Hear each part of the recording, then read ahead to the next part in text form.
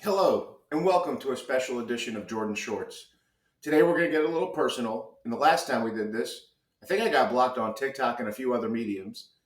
But it's important to stay true to who you are. And last night, as a Jewish person, we began to celebrate the holiday of Passover, an ancient tradition, 2,000 years old, the story of how the Jewish people left the oppression in Egypt. And as we sit here, nearly 6 months removed from October 7th, it was important for me to take a moment and write something special as we started our Seder. When I finished the Seder, people came up to me and asked, family and friends, did you write this? And I said yes. And I thought it was important that I share it with you. So I don't often do this, but I'm going to read from what I wrote last night. This Passover certainly feels different. The horrific acts of October 7th, the worst day in Jewish history since the Holocaust, touch every Jewish person in the world and change the way most, if not all, felt.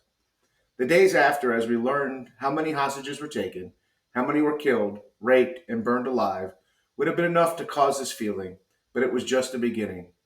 What followed next was simply unimaginable to many who sat at this table. The marches in the streets supporting Hamas, the chants of river to the sea, the burning of synagogues, awakened a version of hate not seen in this country for many years. Even today, as we sit at the Passover Seder table, there are college students threatening Jews all on campuses all over this country, but also at Columbia, Yale, MIT, and Harvard. The raging anti Semitism makes one worry for our future, but I think that's what the story of Passover is all about. That is how we overcome the challenges ahead of us, just like our ancestors did. Because of the events of October 7th, today's Seder will have a few different prayers as we take the time to recognize those who are still held hostage in Gaza, the innocent people who lost their lives, and to signify how things are truly different today. Throughout the Seder, I encourage you to think about how privileged we are to be celebrating this holiday above ground with amazing food, family, and friends versus underground in Gaza, hiding from protesters or running to bomb shelters.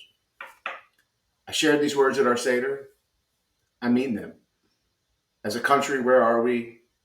As a people of human beings, we no longer can accept that people have other opinions, that religions are okay not to be one of our own, and that we resort to violence versus resorting to peace.